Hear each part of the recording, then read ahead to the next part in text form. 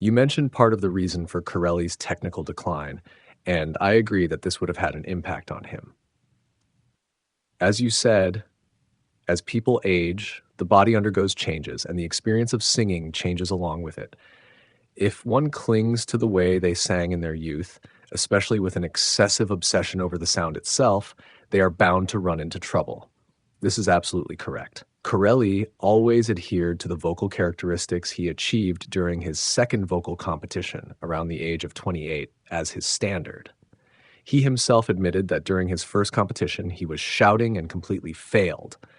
But in his second competition, he won the championship and immediately signed a contract with the opera house. Humans often take their success as a benchmark. Thus, like you mentioned, he stubbornly adhered to his own singing method and refused to accept others' advice. Even though Melocchi guided him, Corelli always had reservations, only showing respect to Melocchi but not fully following his teachings.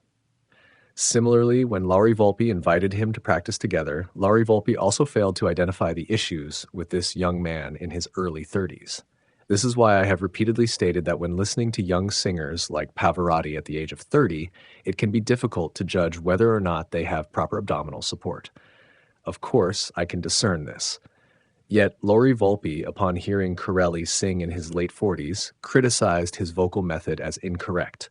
So why didn't Lauri Volpi point out and correct him when Corelli was 30? If he had, perhaps Corelli could have sung Otello.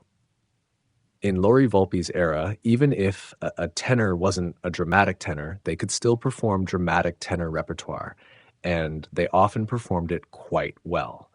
This is why I've said that great singers all start as lyric tenors. If their vocal technique is correct, within 3 to 5 years, they naturally progress to dramatic roles like Otello. Corelli was always filled with worry and fear during his performances, which is similar to Pavarotti. I will use Caruso's words to support my argument. Caruso once said, "There are two reasons why one feels fear on stage. The first is overestimating the importance of the current performance.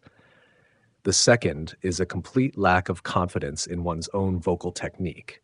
Caruso further added, "As a vocal artist, it's natural to feel nervous within the first minute of a performance, but immediately afterward, you should enter your artistic domain, and from the second minute onward, you are simply enjoying the music together with the audience."